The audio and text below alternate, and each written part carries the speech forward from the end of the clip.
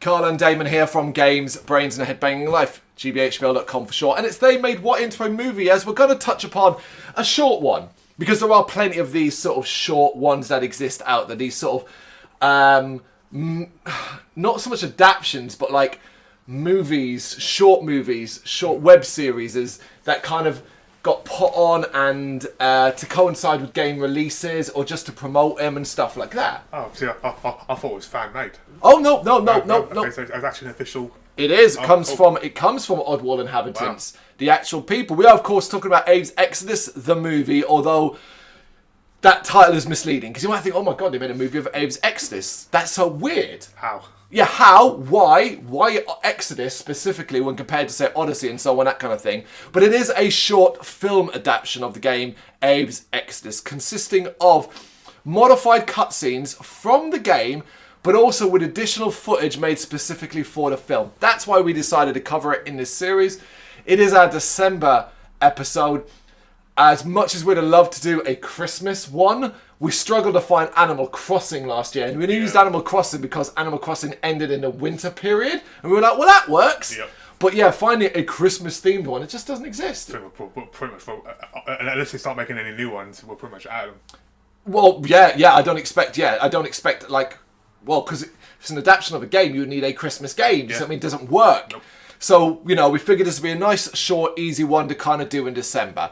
The film is directed by Lorne Lanning and Sherry McKenna, with the former serving as the writer. And as I already said, it does actually come from Oddworld Inhabitants, obviously the creators of the Oddworld series of games, and was released back on November 27th, 1998. Wow. So it is an old one. You can find this pretty easily, folks. You can find it for free on YouTube. So it's easy enough to find. And it's like 15 minutes long, so there's really not a lot to it. And the film follows the same plot as the game, but everything's kind of a bit more concise and adapted and changed.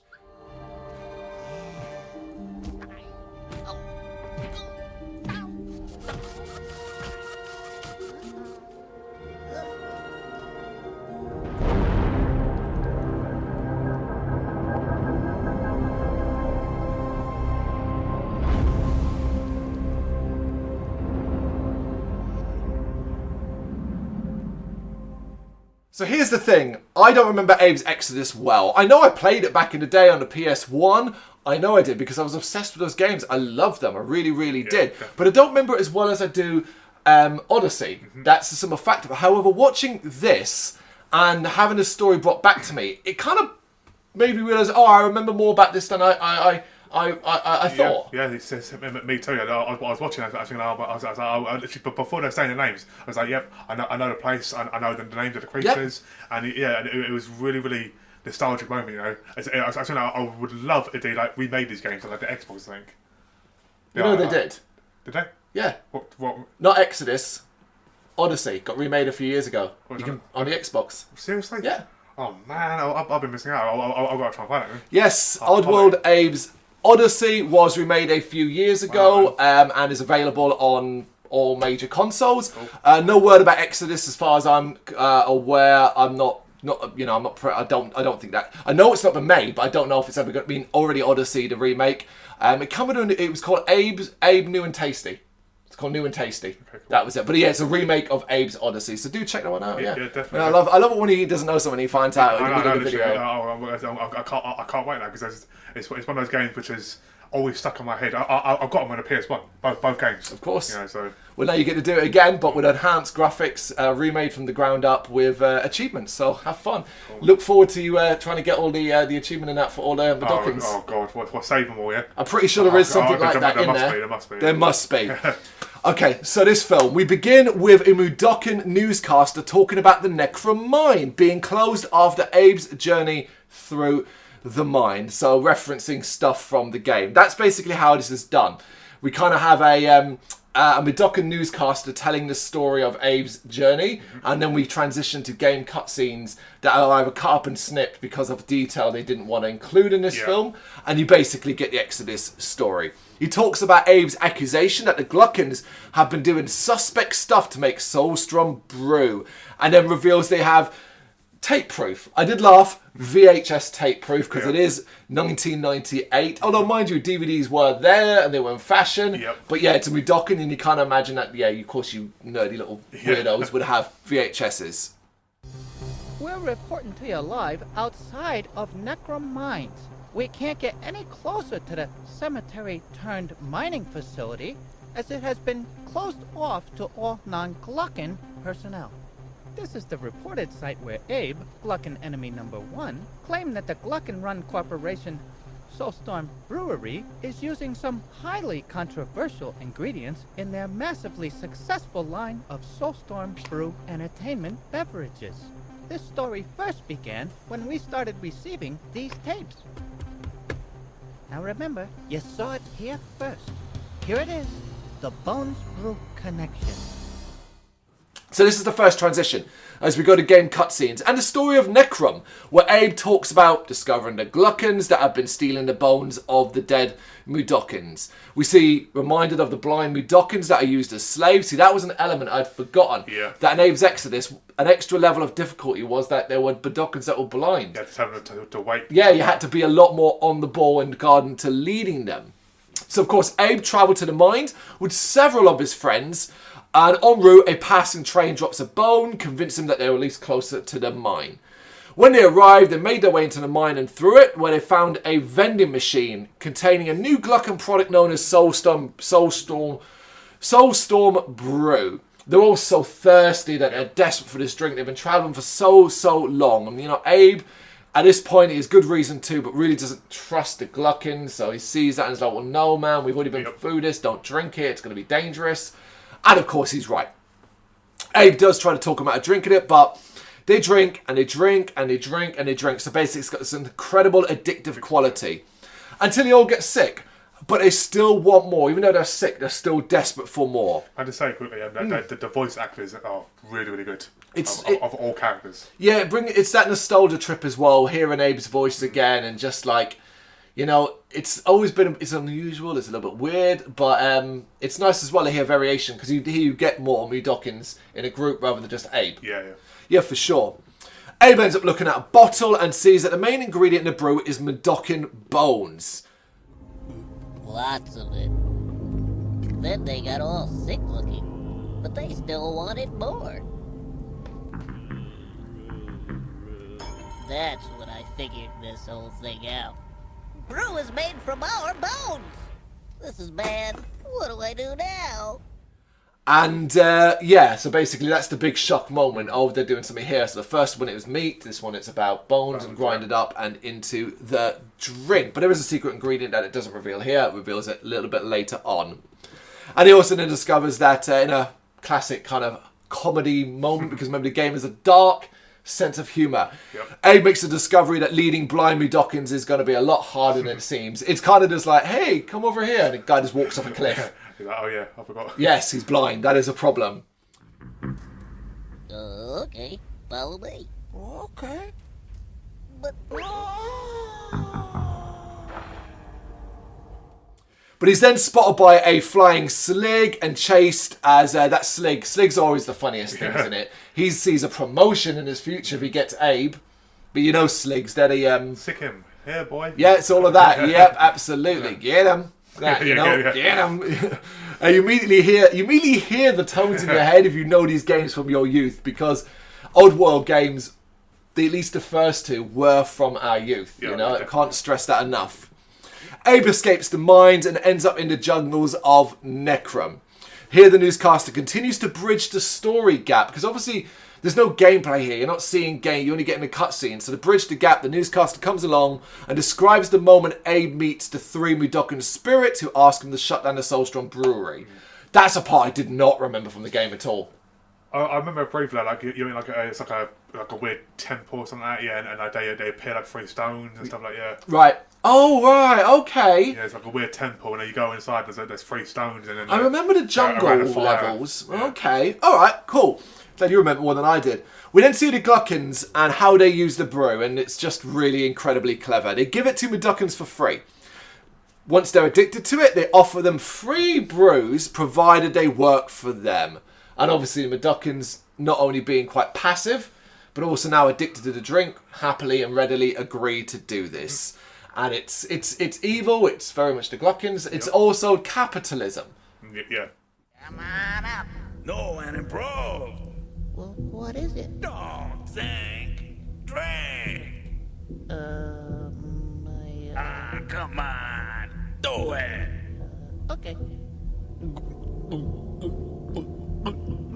At first, the Gluckins gave their brew away. Oh, tasty. But once the Budakins started drinking it, they couldn't stop. Then those Gluckins told them that if they wanted to work, they could have all the brew they wanted. Only if you got a job. They fell for it. Step right up. Oh! I love his job. Step right up.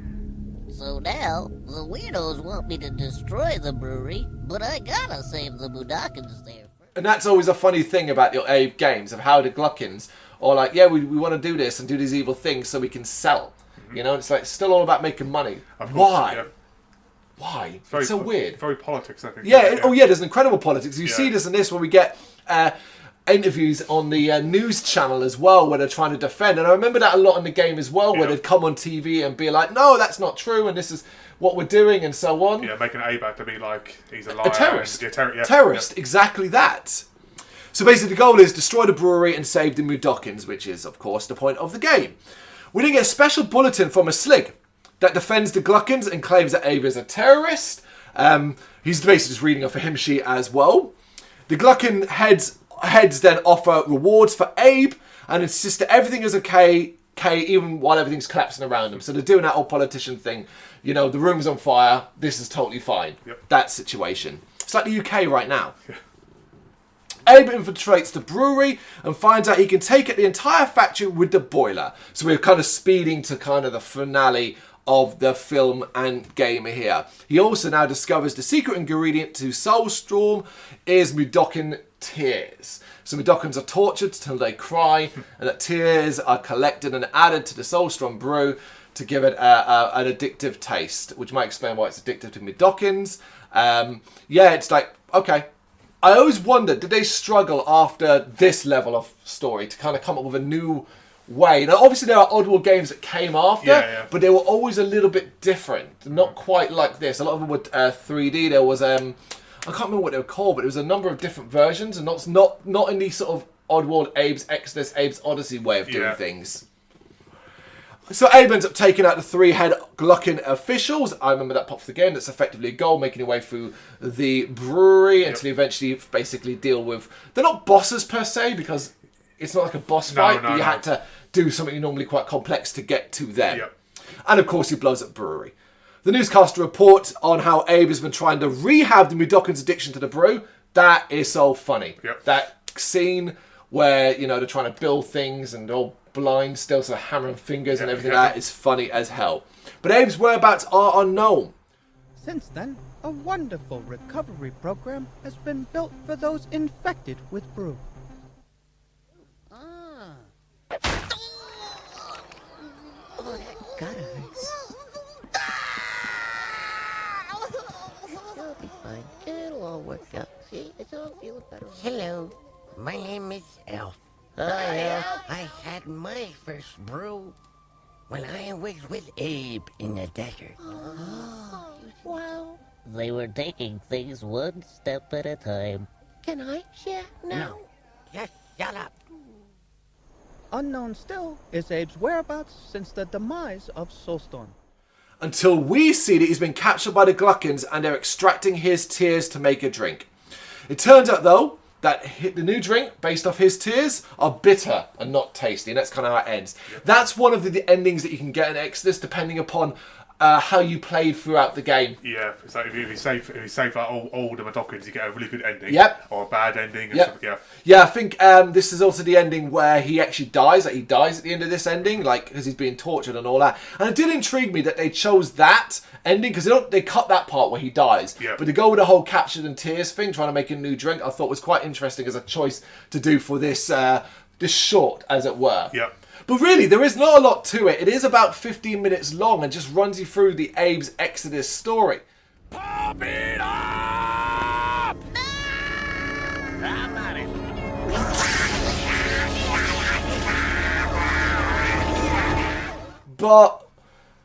But you said it already, on a nostalgia kind of point of view, I enjoyed it for that. Yeah, definitely. As soon as I turned on and started, straight away it brought me back memories of the game, and yeah, it was a quality game, Yeah, it looks good. It looks good for 1998 and utilising the cutscenes from the PS1. It looks good. It sounds good. You got nice music. The voices, as you said, are as good as they were in the game. I think when you're trying to create this movie, they did a pretty good job of trying to bridge the gaps between what would obviously be gameplay and elements like that.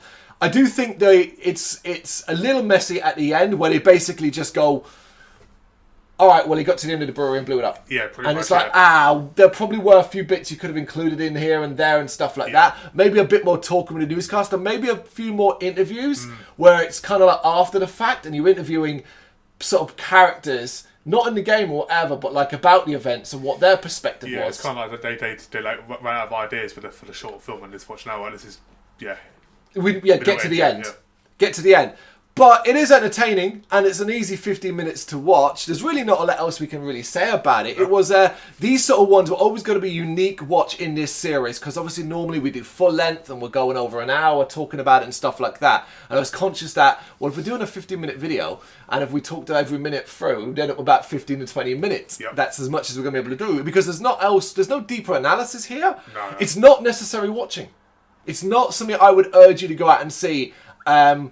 Because it's groundbreaking or it adds new things, because it doesn't add anything new to the Oddworld. Yeah, it's more of if you're a fan of the games and you want a bit of nostalgia. Yeah, it's perfect for you. Yeah, it's that. Yeah, chances are you might be watching this and thinking, I didn't even know this existed. Like we. Yep. I remember when I was always checking, whenever I check the lists and go, right, what are we going to do this time? What are we looking at? And I've passed these sort of ones and been like, I'll have a look into that. I've looked at that. And I know I've looked at it a couple of times, but I think I'd always seen, it's like cutscenes from the game. And I was like, well, that's not really going to work. It was only by choice that I chose to watch it because it's 50 minutes long. Watched it and then was like, no, we can do something with this. Yep. We do eventually want to do every one. There are many, many others like this, and we will end up covering them too. But for now, this is Abes Exoddus, the movie, a short film adaptation of the game. Have you got any thoughts on it? You've never seen it before? You're intrigued by it? You checked it out? You know what to do? Let us know in the comments. Thank you very much for watching. If you liked what you saw, please help us out by giving us a thumbs up and hitting that subscribe button.